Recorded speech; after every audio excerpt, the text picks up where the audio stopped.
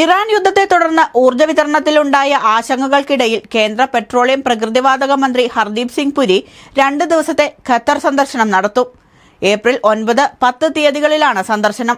ഇന്ത്യയ്ക്ക് ആവശ്യമായ LNG സ്റ്റോക്കിന്റെ 50% രാജ്യാന്തര വിപണിയിൽ നിന്നുമാണ് ഇറക്കുമതി ചെയ്യുന്നത്.